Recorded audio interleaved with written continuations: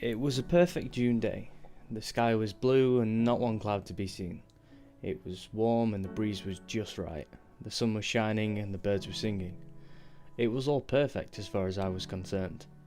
I was riding my bike down the dirt road, headed for a nearby national park and my favourite place on earth, a tiny, naturally formed pool with a tiny waterfall, a little over a mile inside the park. It was no more than 8 feet across, too small for a swimming hole but wide enough to float on my back, but about 12 feet deep, which was great for jumping in. It was my own special place where I could be alone with my thoughts and no one bothered me. On days like this, it was my favourite place in the world. I pedalled along, enjoying the breeze in my hair. Soon, I thought to myself, I'd be in my pool, hair floating around me, my toes being tickled by the little waterfall.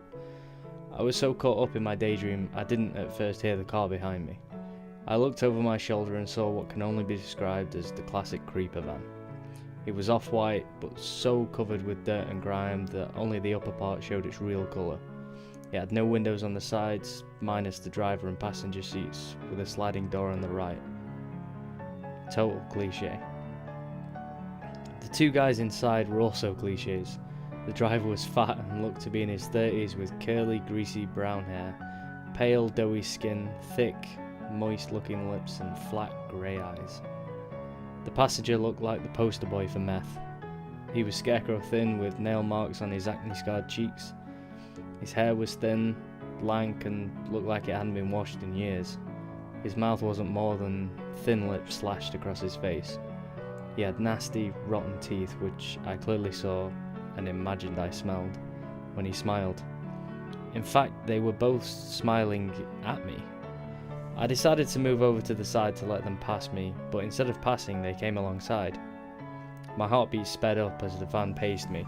Suddenly, the side door slid open and a man I hadn't seen leaned out. He was big, with a shaved head. He had a thick neck and big muscled arms, broad chest, tiny waist and legs like tree trunks. He stared at me with small, beady brown eyes the colour of dog shit and had a huge grin plastered across his pimply face. The sun shined off the oil on his acne-covered skin as we locked eyes. We stared at each other for what felt like hours, though it couldn't have been more than a few seconds, when, in a strangely high voice, Zitface said, "Oh, we never get no redhead before. She'll be real tasty." Zitface reached for me, one hand gripping the top of the opening as he tried to grab me. "Come on, pretty girl," he said, beady eyes shining with lust, his grin becoming a leer as he swiped at me. "Come here, you know we got you, just get in here." My heart was beating like a jackhammer. My palms were sweating and tingles ran through my whole body as I pedalled. I looked around quickly, checking if there were any other cars, anyone walking near the road, but there was no one. I was alone. I locked eyes with Zitface and said, "Okay," then jumped off my bike and launched myself into the van. I heard my bike bounce and clatter to the ground as I slammed into Zitface. His eyes grew wide as I sank my claws into his neck. The scream he tried to release turned into a wet gurgle as I ripped out his throat. Greaseball and Meth Boy, who moments ago were smiling maliciously, were now screaming in terror as I turned my attention to them. The van swerved as I latched onto Greaseball, my claws digging deep into his man-boobs. He screamed like one of his victims as I bit down on his head. Blood sprayed the interior and my fur as I ripped Greaseball's scalp off like a cheap toupee. Meth Boy, meanwhile, was screaming, high and loud, like someone was crushing his nuts. The smell of hot piss mixed with that of blood and meat as he wet himself. He then began frantically searching around as the van careened left, then right. His frantic search paid off as he came back up, a .44 Magnum in his hand. His high-pitched screams never stopped as he pulled the trigger. The big gun jumped and roared in his hands. The first shot took out the driver's side window, the second shot went through the roof, while the third shot went into Greaseball's gut, giving him a new, much larger asshole as the bullet exited the left side. He screamed in renewed agony as his guts were rearranged. Guess there were hollow points in there. The next two shots actually hit me in my side, and though I felt some pain, it didn't feel much worse than being hit with a softball during gym class.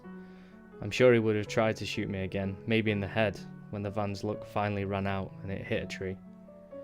The air was shoved out of me as the back of the driver's seat compressed my chest. I dug my claws deeper into Greaseball's chest to keep from being thrown back and inadvertently ripped his chest open. Oops. His body twitched as I pulled my claws out. His head slumped forward and bloody drool dribbled onto exposed organs. One last breath escaped his body in a long, rattling sigh, then he went still. Meth Boy had gone half through the windshield, his upper body hanging out of a broken windscreen. I willed my claws, fangs and fur back into my body, shook out my arms and looked at myself. I was a mess. My clothes were torn and bloody and there were holes in my shirt from the bullet. Damn, I thought, I like this shirt.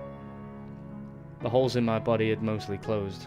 One bullet had gone straight through, but I could feel the other being pushed out. In less than a minute, the bullet came out and fell into the dirty floor of the van. I picked it up, put it in my pocket, then searched for the other one. I didn't find it, but I did find a fresh hole in the side of the van where I had been standing. No problem, the others would find it. Zipface lay in a crumpled heap in the very back of the van. Bloody smears marked the walls where his body hit during the ride. He looked like a broken action figure, arms and legs in unnatural angles, lying amidst a jumble of ropes, duct tape, a bag of knives and tools, wire, a blowtorch, trash bags, road flares, 2 big metal gas cans, cigarette butts, beer cans, and what looked like hundreds of pictures scattered everywhere. The van itself reeked. The entire thing stank of fear, pain, and the blood of many children. I knelt and looked at some of the pictures. They were all young, most younger than me. Pain and terror was etched across their 2 young faces. They were all races, all types, and all of them girls. I stood up and looked out at the back window. I saw my bike not too far down the road. I was surprised. I thought we'd driven further, but whatever. As I went to the side door, which was half open, I heard moaning. Turned out Meth Boy was still alive. Guess you should have remembered your seatbelt, I mumbled. I pushed the door the rest of the way open, got out, stretched and walked to the front of the van. We'd hit a big oak tree. The whole front left side of the vehicle was crushed. Meth Boy hung face down, ass in the air, his upper body slumped over the van's stubby nose. His clothes were ripped, his body torn and blood ran in rivulets down the grill. He looked like dirty clothes mixed with roadkill. He still had the gun clutched in his hand. The smell of meth rose from his body and his blood. It smelled like window cleaner had been poured over a raw, bloody hamburger. The smell made my nose burn and itch. Angry, helpless gurgles came from him as I approached. I watched as his body twitched and jerked, and somehow he managed to jerk his head around enough to turn it in my direction. He glared at me through dirty, blood-stained hair, a combination of hate, pain and fear in his eyes. Whether it was fear of death or fear of me, I don't know. If he thought I was going to eat him, he was mistaken. I prefer my meat free range, not stuffed full of chemicals, thank you very much. Besides, people taste nasty. What are you? He rasped. I looked at him for a moment, considering, should I answer him? Does he even deserve an answer? What do you think I am? I countered. Not girl, he rasped. Monster. I laughed. Really? You kidnap, torture, rape and kill little girls, but I'm a monster? I shook my head. I'm 13 and I'm a little girl. I'm just more is all. Trouble is, you only saw a little girl. You saw me as prey. Just like all the other little girls you and your friends took. I looked him in the eye. But I'm not prey. I was never prey. You and those 2 cooling piles of shit are the monsters here, not me. I walked over to him and knelt down.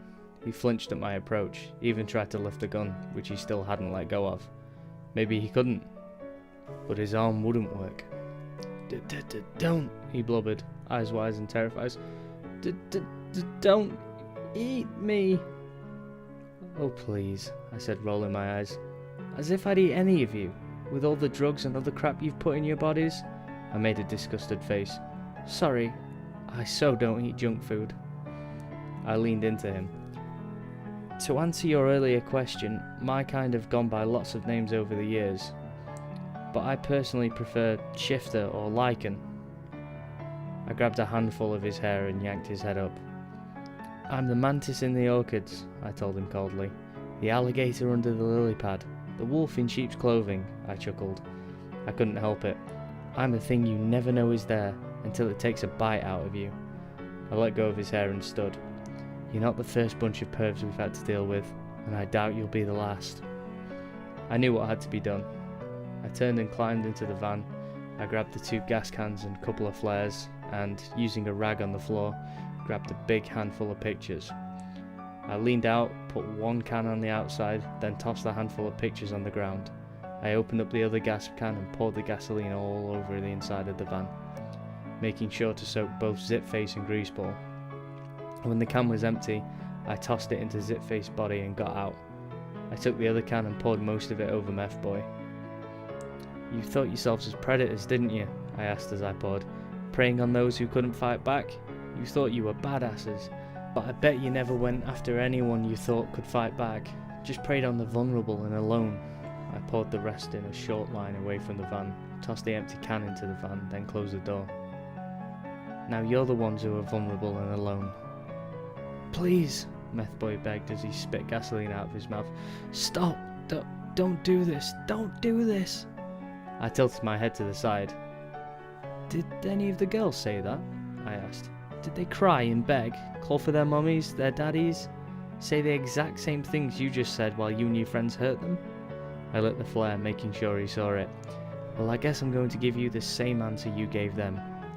I held the flare over the line of gas. Bye-bye, I said, as I dropped it. The gasoline quickly caught, rushing quickly towards the van and Meth Boy. I lit the second flare and threw it through the broken window, then went to get my bike. Stupid fucking human pervs, I grumbled as I got on my now dented and scratched bike. Made me damage my bike, ruined my favourite shirt, and almost ruined my me time. I heard his screams as I pedalled past the van-shaped inferno towards my original destination. I knew it would take the cops and fire departments some time to get here, being so far away from town, but by then any trace of evidence I might have left would be ash. Luckily it had been a very wet spring, so the surrounding foliage wasn't as dry as could be, and the tree was a bit away from the others. I felt bad about the tree and the fire, but I knew I couldn't take the chance of leaving any traces. Besides, the tree was big and old, so it might even survive. It would take me a while to clean the blood off under the little waterfall, and since my clothes were wrecked, I'd have to stash my bike, wait till nightfall, then head home, soggy clothes in my teeth. Maybe I should get one of those backpacks they put on dogs, but no, if I did that, my little mates would never let me live it down. Oh well. Mum and Dad were going to be pissed about the clothes. They'd just bought them, but proud that I'd done what was necessary. They'd also be impressed that I'd taken down 3 grown human men as quickly as I did, without having to chase one or more of them down. After all, it was the job of every clan and clan member to deal with those who would hunt the weak and innocent, especially if we come across them in our territory, and deal with them appropriately, which I did. A big smile stretched across my face as I realised I'd just removed 3, count 'em, wastes of flesh from the earth. I laughed as I pedalled. So what if my bike got damaged? So what if my clothes were trashed? I'd taken out 3 child-raping, murdering bastards all by myself.